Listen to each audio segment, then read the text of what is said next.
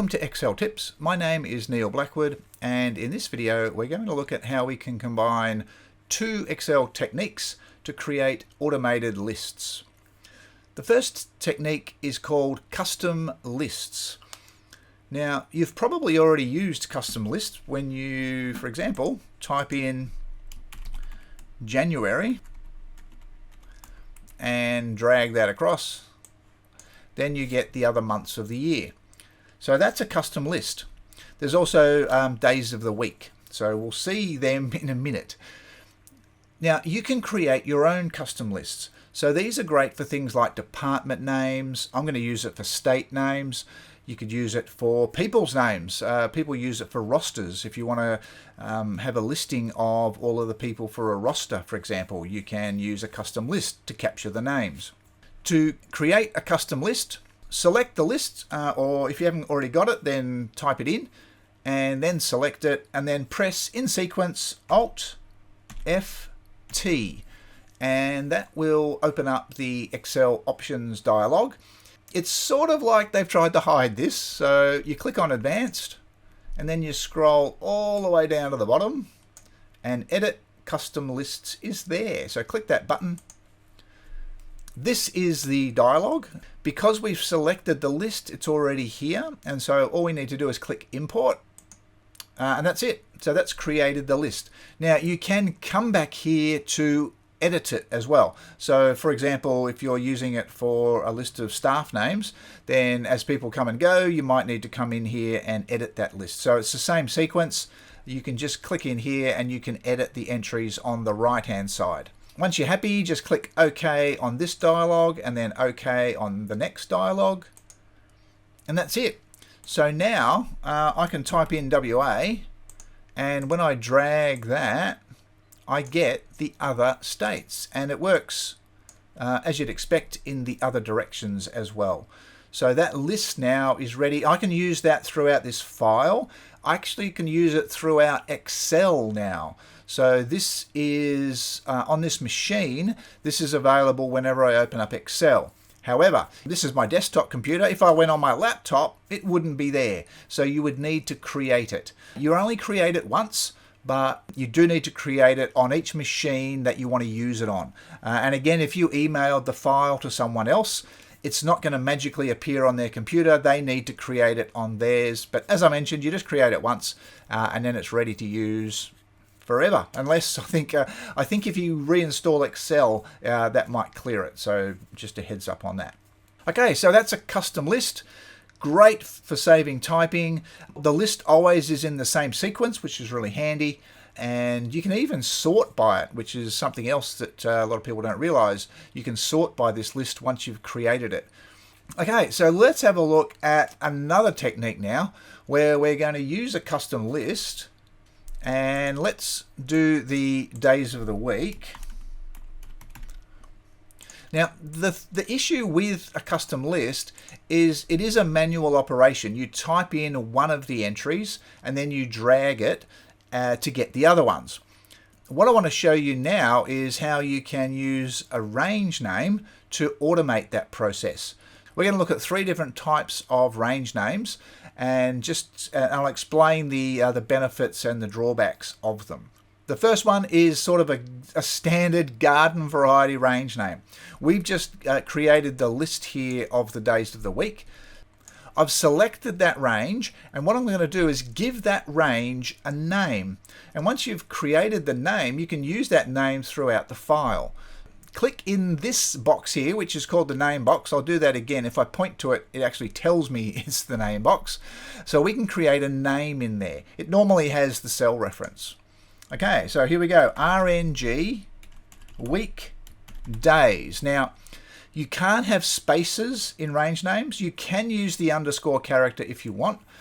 I capitalize at least one of the letters in the range name. And the reason I do that is if I make a typing error, then Excel will leave the names in lowercase. So I'll show you that in a minute. But basically, make sure you press Enter.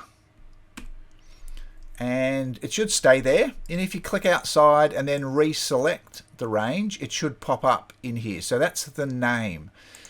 When I start typing equals RNG, or RN is enough, because that's the only range name that starts with RN, because we've only got one at the moment, it's highlighted in blue here. So what I can do is hit my tab key, and there it is. So range weekdays. So when I hit enter, I get a list of all of the weekdays. If you wanted it horizontally, you can use the transpose function. So transpose will switch something from a column onto a row, and if you've got something on a row, it'll switch it to a column. It basically switches between rows and columns. So again, I can type my name, RNG, hit the tab key, and there's the days of the week going across the page. This works throughout the file, but if you copy this sheet, for example, to another file, then that will then create a link back to this file. So that can cause some issues. So this range name doesn't expand. Now, in this case, we're not going to have any more days of the week, so we don't really need it to expand. But the next example, I'll show you how you can create a list that can expand and automatically expand, basically. Just before we look at the next type of range name, I just wanted to show you why I capitalize at least one of the letters in the range names. So if I start typing the name, Excel helps me. So really there's fewer reasons to have a typo at the moment. But let's say I get all the way to weekday and I forget the S on the end. So when I hit enter, so notice that's entered in lowercase. So as soon as I hit enter, because Excel doesn't recognize that name, and I've got the equal sign in the front, so it's expecting this to be a range name. Because I've typed it in lowercase, it keeps all of the letters in lowercase.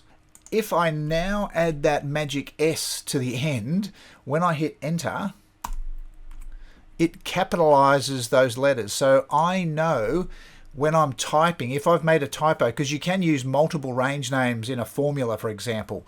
And so if a name is still in lowercase, I know it's spelled wrong. And so that's why I always capitalize at least one letter, because when Excel recognizes the range name, it capitalizes that letter. It's like the functions. When you type the functions, when Excel recognizes the functions, it capitalizes all of the letters in the functions. Okay, so that's a standard range name. You just select the range, click in the name box, type the name, press enter, and it's good to go. Let's have a look at another technique where we're going to start with some of the states and we're going to expand and add a couple of other states here.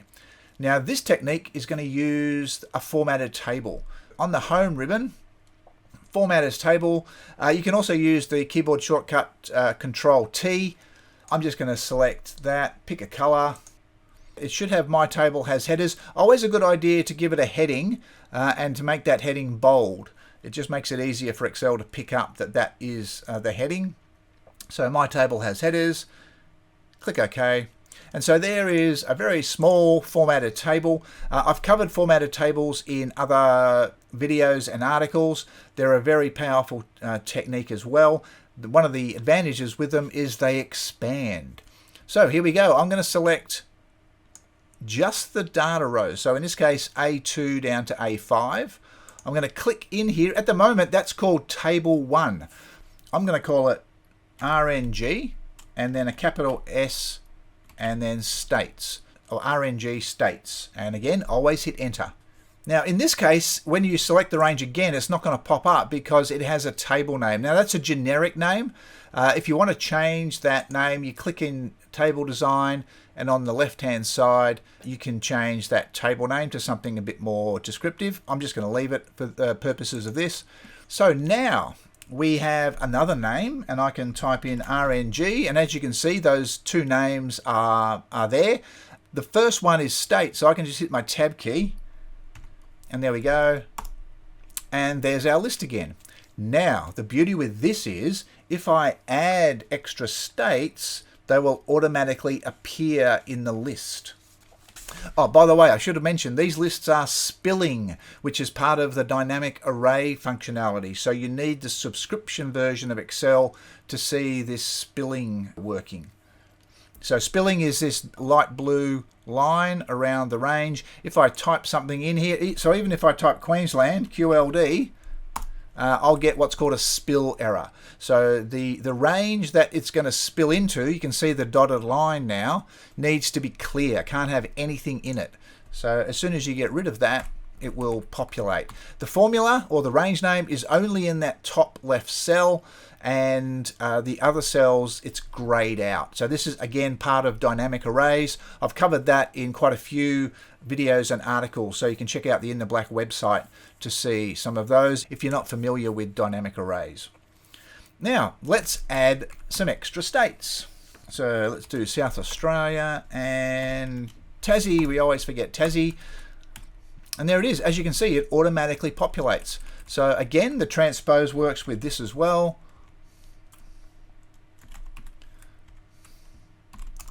And it expands as well. So if we add our territories, you can see it automatically includes them and it expands out. So obviously you need enough room for those to spill either across or down. So you might need to leave some blank rows there if you think the ranges could expand. This is more flexible because the list can expand. The downside, as with the other one, this one also creates that link. So if you copied this sheet to another file, then you would have a link back to the original where the range is defined. To get around that, we can use what's called an array-based name. So these ones are trickier because they require what's called array syntax. Now, the array syntax is already showing on the screen here. So I've got the days of the week, and what I've done is created a formula that converts that list into the array syntax. Now, array syntax is something that goes way back in Excel. It's related to arrays, which were sort of the precursor for dynamic arrays. Dynamic arrays are a lot easier to use. Arrays were fairly hard to use. And as you can see, this array syntax is part of that. You have to use curly brackets around the entries you want to capture, and for all of the text it has to be enclosed in quotation marks, and there's a comma between them. Now what that does is it makes it really hard to type. Now we need to type this into a specific range name dialog.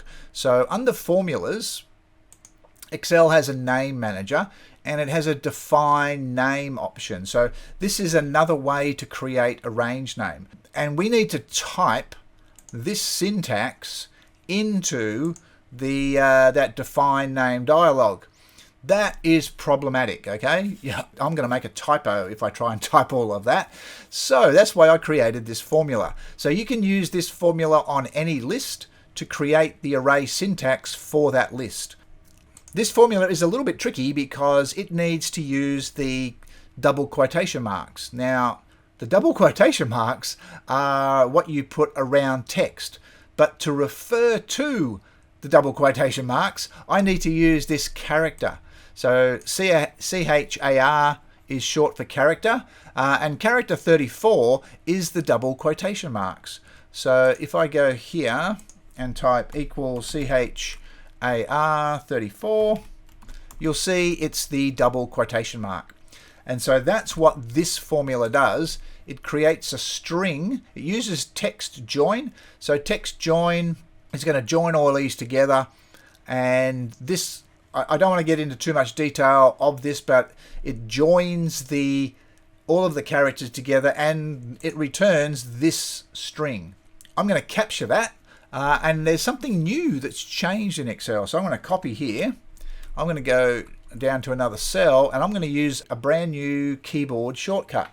Control-Shift-V.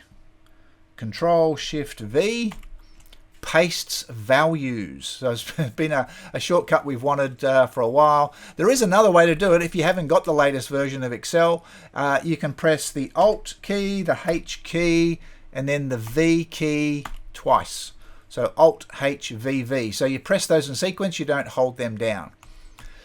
Okay, so now we have that text string in a cell.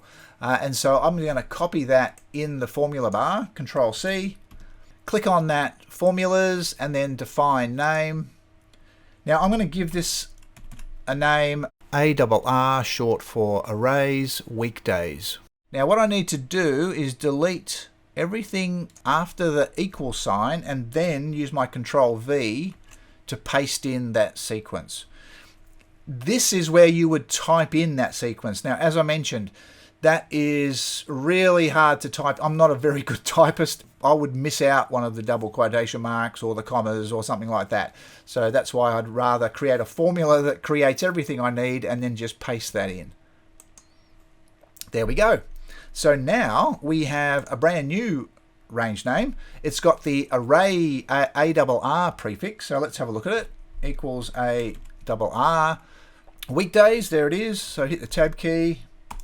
This one goes across the page. So this gives you a horizontal list because the comma that's used in the array syntax is a break between columns. If you wanted a vertical list, you would use semicolons there. So this gives us the same ability. We can use the transpose and array weekdays, and that will convert it into our vertical list. The advantage with this technique, even though it's more complex, is that it's self-contained. So if I copy this particular sheet to another file, the range name will go across, but the range name does not refer to another sheet or a file. It's self-contained. And so this one here is a lot easier to copy between files. And once you've created it, you can just copy it to other files to be able to use it. So now that we've got a few range names, let's see how we can use them in practice. So I'm going to use the array version, but this applies to the other two names that we created as well. So let's have a look at how we can get the abbreviations for our weekdays. What we can do is we can go equals left, and then I'll use array weekdays, comma 3.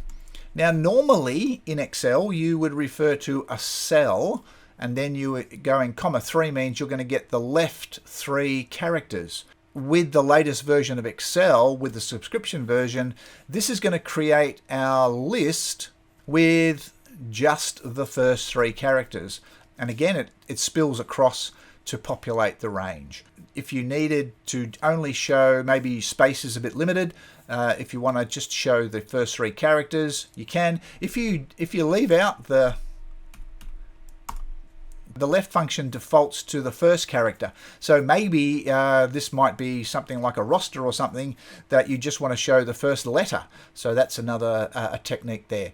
But comma 3 is going to show the first 3 characters. And that would work if you had a list for the months of the year as well. Okay, so that's one technique. Now we started our week on the Monday, but let's say you want to start your week on the Sunday. So what we can do is we can use some helper cells. So I've got the numbers from 1 to 7 here, but I've got 7 at the start. So if I go equals index, so the index function allows you to extract from usually a range, but it'll also work with a range name. So if I select A1, that's got the number 7 in it. So what that's going to instruct Excel to do is grab me the 7th entry from the array weekdays range. There we go. And that's Sunday. And then I can drag that across, and that is going to give me the whole week. Now, another technique you could do is instead of referring to A1, so let's get rid of these first. Instead of referring to A1, we could refer to a range. Now again, this is part of dynamic arrays. So by referring to the range, it's going to spill across to match that range. And again, we get our entries there. So again, that's part of dynamic arrays. So that gives you the listing in, and again, we could use the left function there around that to just get the first 3 characters of our listing as well. The final example here is repeating, because when we drag our custom list, we can get a repeat. So days of the week, months of the year, they will repeat. Now, if you want to mimic that with the range name, what you can use is a formula like this, which is using the mod function. So the mod function returns the remainder once you do a division. So what we do is we divide by 7, so that's what that's doing. This sequence function is generating a whole lot of numbers. So it's basically, in this case, creating 28 numbers, which is in cell B1, multiplied by 7. So it's creating 28 numbers.